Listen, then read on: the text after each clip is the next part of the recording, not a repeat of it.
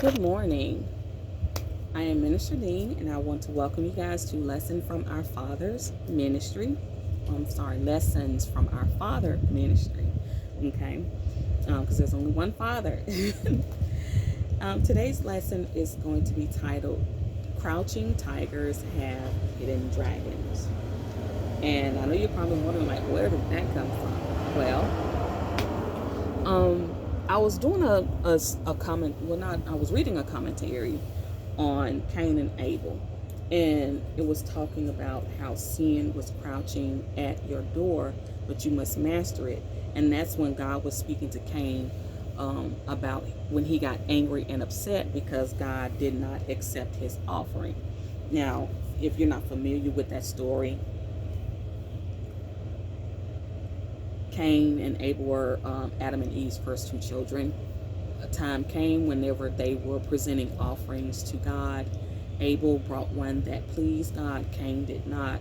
And so God gave him some criticism on what he could do or what he would do if Cain brought an offering that was acceptable to him. Cain got upset. He basically got in his feelings, and instead of him taking the criticism and doing something better, he allowed his emotions to get the better of him and was offended. And instead of um, doing better, he allowed those thoughts and feelings to fester within him to the point to where he took his brother's life. And when confronted by God, he, got beside himself and caught an attitude and being caught up in pride and ego. He was like, my brother's keeper. And God was like, okay, well, since you did all of this and you want to continue to act this way, this is your punishment. You're cursed. No longer will you grow any harvest or gain a harvest from any seeds that you plant, because he was a farmer. And you're going to be a vagabond, which is like a fugitive. So this man went from living a prosperous, peaceful life to living a life to where what brought him his main provision, and possibly, if they had it in a time, source of income as a farmer, being able to provide for himself, his family, and whatnot, to where now you're going to have to go to other people for food. You're going to have to go to other people to be able to sustain as a human being. Because I don't care how many times you plant something, it's not going to grow. And then went from being what we would consider a law-abiding citizen, having no problems, no trouble, no issues, having God's protection, to where now it's like you're a fugitive of the law.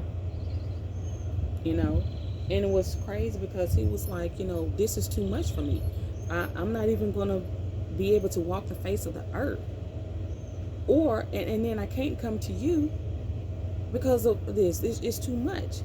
And with God being as gracious and merciful as he is, although what he deserved was death, or the same thing that he had given his brother, God was like, you're going to have to live with this. You're going to have to eat this. So I'm going to put this mark on you to where no one can harm you. And if they do, then I'll deal with them.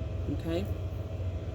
So that's kind of the gist of the passage and everything, but I do highly recommend you guys go read this for yourself. You'll find this in the 4th chapter of Genesis. Okay, now what I want to speak on is is what God was telling him when he told him, like, sin is crouching at your door, but you must master it. He was like, why is your countenance fallen? If you bring an offering to me, that is pleasable, I'll accept it and everything. And how God was giving him warning on how sin was lying at his door, but he must master it, because if you don't, then it's going to control you. You're going to become its slave and be at its mercy. And whatever it wants you to do, you're going to end up doing it. And essentially that's what happened. Cain, he didn't understand it. He didn't understand what the true consequences to his actions were going to be, but he found out. One of the fruits of the Spirit is self-control or self-discipline. And you will find where it talks about this in the 5th chapter of Galatians. Not only will you find where it talks about the fruit of the Spirit in Galatians, you'll also find where it speaks of initially the lust of the flesh or the works of the flesh. And one of the things that I highly recommend my students to do is look at those scriptures. Look at that one particular scripture. And in that passage, starting at the 19th through the 21st verse, it tells you all the things that are works of the flesh, lusts of the flesh, okay? And when you look at that, when you see any of those things and they're active in your life, instead of running for it, that is a chance and an opportunity to take accountability, to acknowledge, oh my God, I actually do be doing this.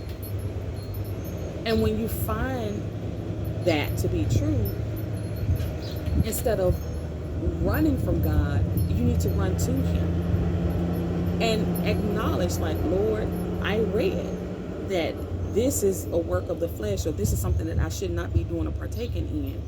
God, I need you to help me. I need you to deliver me from this. I need you to be active in my life so that this is no longer part of my life, And when we look at the fruit of the Spirit, a lot of people's like, oh, I'm not ready. I have a friend and we talk about these things, and he say, Crystal, I'm not ready for that. He's like, you good, but I often tell him, no, God is good, and you'll never be ready to not do certain things, but you do have to give God the chance and opportunity, because those things, those works of the flesh, are truly meant to harm you, to bring death and destruction, to cause you to lose and miss out on things in life. Now, a lot of people will try to take advantage of you when you operate out of the fruits of the Spirit and everything, because they can't understand it, But God's word say that darkness cannot comprehend the light. So when you're a child of God, we see things from a different perspective, and therefore you oftentimes are ridiculed and talked about, because it's like, oh, it couldn't be me, or you better than me. And it's not that we're better. It's not that I'm better, because I don't think I'm better than anyone. Actually, there's a scripture that tells us, if any man thinks he thinks of himself to be something, then he's nothing. It is not something that we do on our own. It's just something that we allow God to do in us and through us, because I look at it like this. I'm going through enough here while I'm on this earth. I don't want to add anything to it. And if I have to give this up in order to gain this, then I'm willing. But God, I need your help. You know what I'm saying? Like, I would not dare say that I can do anything on my own. I can change myself on my own. There has to be a purpose in for doing it. There has to be assistance in doing it. And when we look at life in general, we've all been in a place to where we've either said or done something that has hurt someone. So none of us are innocent.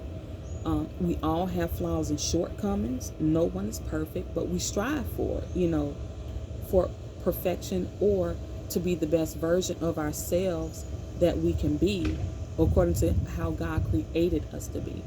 Now, it's not always easy, and it doesn't always feel good. Let me say that. But is it worth it? Yes. And I believe we will truly see so, in the end. And granted, there are things that happen while we're here on this earth to let us know and show us that it was worth, giving up those things for. But there ultimately will reap the greater reward, in the end. Some people struggle with things, a little more with others. And this is something else. Let me tell you guys something. Not only does sin begin with a thought, Just like doing something good, everything begins with a thought. Everything that you do in your life begins with a thought. Either you're going to act on it immediately, or you're going to allow it to sit there, and the wheels are going to turn, whether it's for something good or bad, but it's your choice. If you know something is wrong, if you know something is bad, then you need to learn how to take captive those thoughts. Because according to 2 Corinthians 10:5, that's what we're supposed to do. We're supposed to take captive those thoughts. And if it's something that's going through your mind that you think is wrong, or you know it's wrong, God, I get that to you.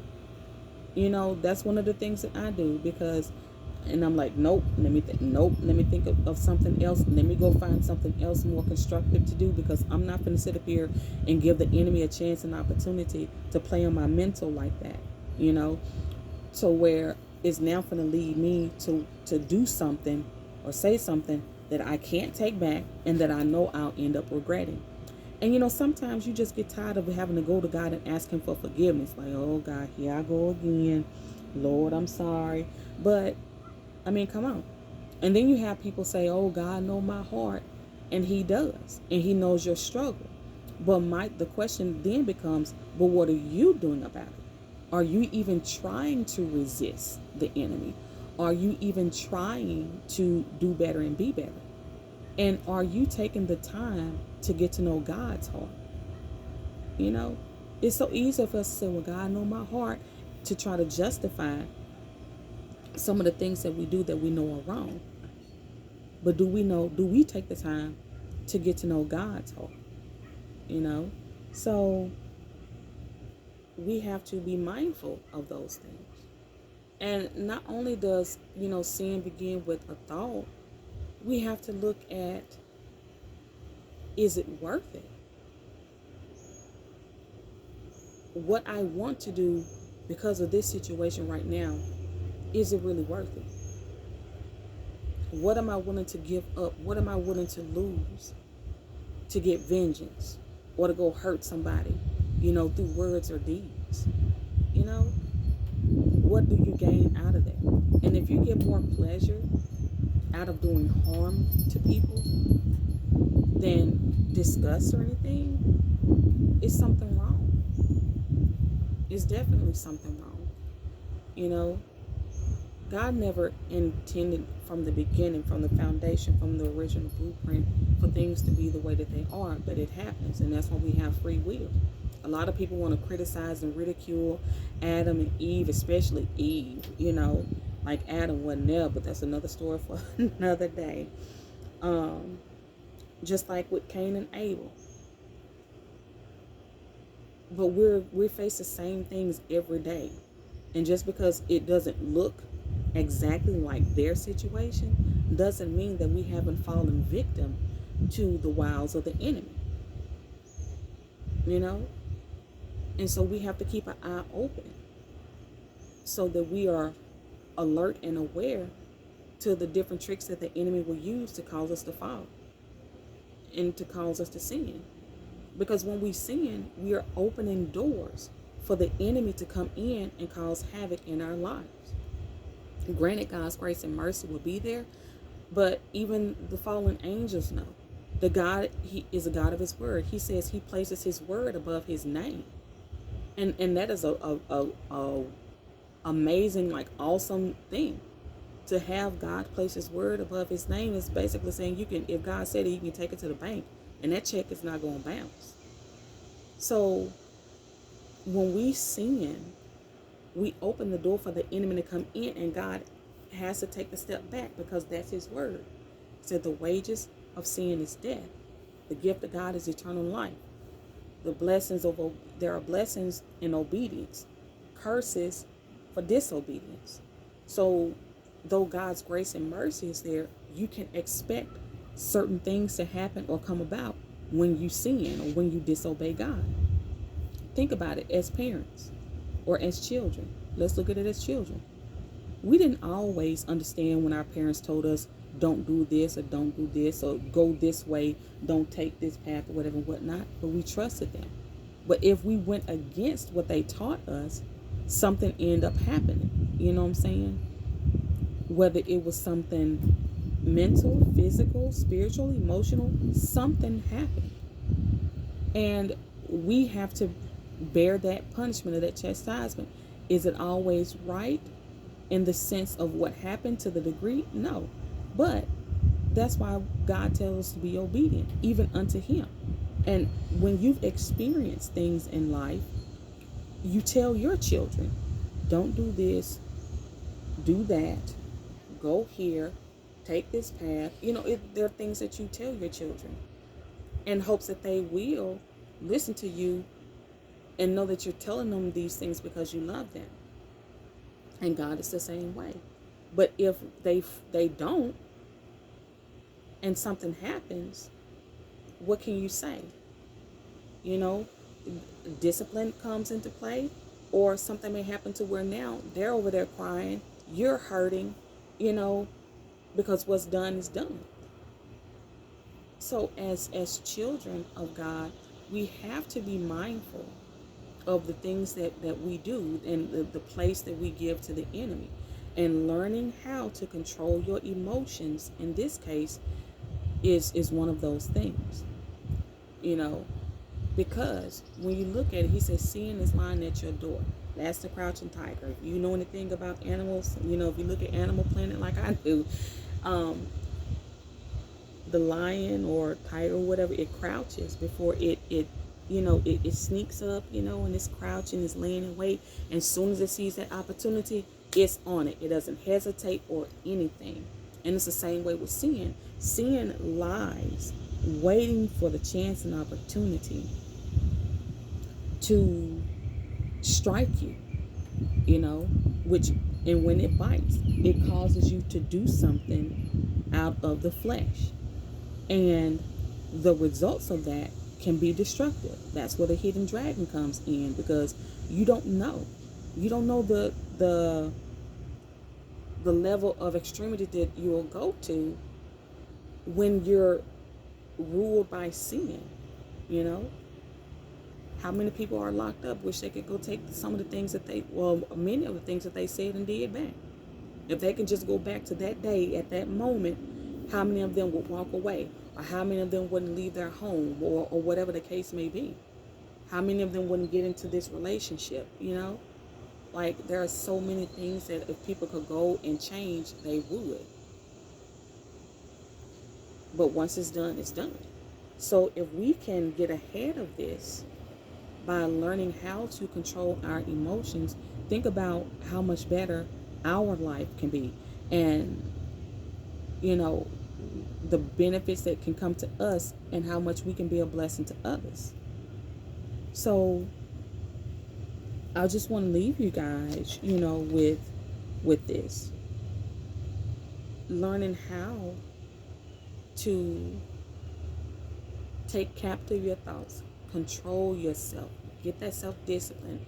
Ask God to endow you with the fruit of the Spirit, and so you can operate through the gifts of the Spirit, so that He can live and operate through you, are the best things that you can do. Granted, sometimes people may take advantage of you because they take your kindness for weakness, and we've all heard that before. But that's something that they have to bear the consequences of. And I'm not going to miss out on my blessings or the goodness that God has for me because I'm trying to impress people who really could care less. Because, you sit up here and you be trying to do things for, to get other people to like you, or be in the class clown or the neighborhood this or whatever and whatnot, trying to impress people who don't have a heaven or hell to put you in. And why? Or you're ashamed to acknowledge God in your life because, you don't want your people around you to treat you differently.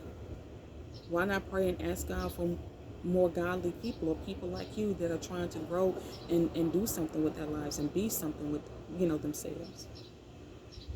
God's word said that you're ashamed of me or deny me in front of, man, I'm going to deny you before my Father. Now, wouldn't that be an awful thing? To live your life knowing that you want to do right, but you choose not to because you're trying to impress people. And then you get to the end, and all this love that you have in you, all this wanting to do right you had in you, you didn't do it because of them, and now God is, Christ is like, I don't know them. I don't. Why put yourself in that position? It's not even worth it. And another thing, people are gonna talk, whether you do good or bad. If someone don't like you, they gonna find the littlest thing to come at you about, or to comment on. There are people who talk about me that don't even know me. They base how they feel about me off of what someone else has told them, without even trying to, figure out what happened or hear my side of the story. But that's life. But do you think I'm gonna sit up here and allow them and their thoughts of me to keep me from getting into heaven, or doing what's right, or trying to, be the best version of myself I can be? No. Because if you're willing to believe something just because someone told you, without even trying, to figure things out for yourself, or get to know me for yourself. So take this lesson as a way to gain self-knowledge, self-awareness. Take accountability for your actions. Be responsible. Paul said that when I was a child, I thought like a child, I spoke like a child, and I did childish things. But when I became a man, which had to start with a thought, I put those childish things away. At some point, you got to get sick and tired of being sick and tired. You have to want better. You have to want to be better. Even if you have to move somewhere else, to give yourself a better chance and opportunity to do so, then do it. I was speaking with a friend of mine on the East Coast, and I was telling him,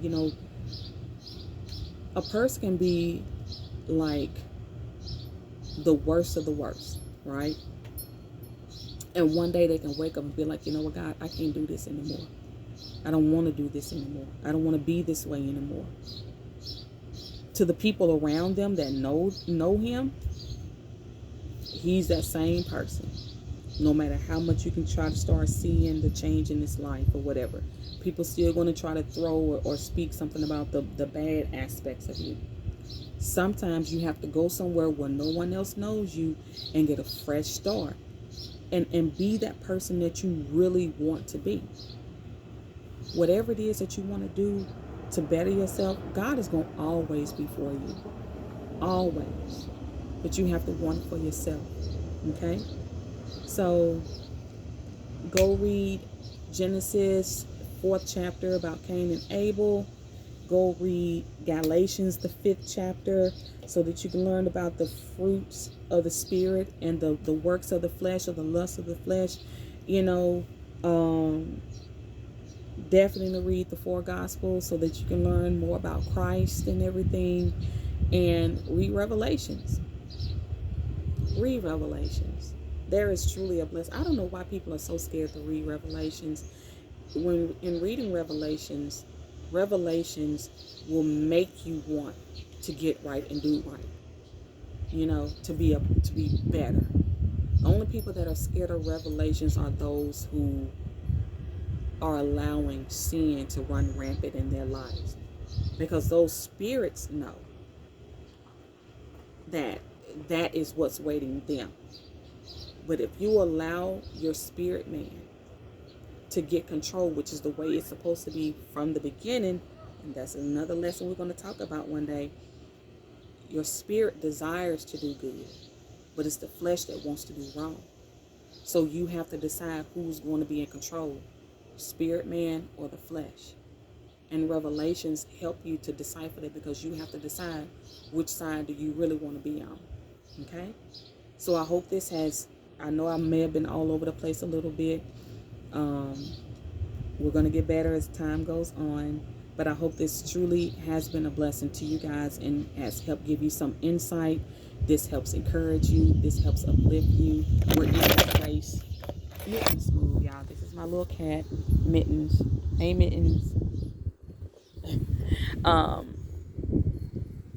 I really hope this helps you, okay? And in the meantime, you guys be blessed, be prosperous, continue to grow in God, continue to read your word, and I'll see you next time. Bye bye.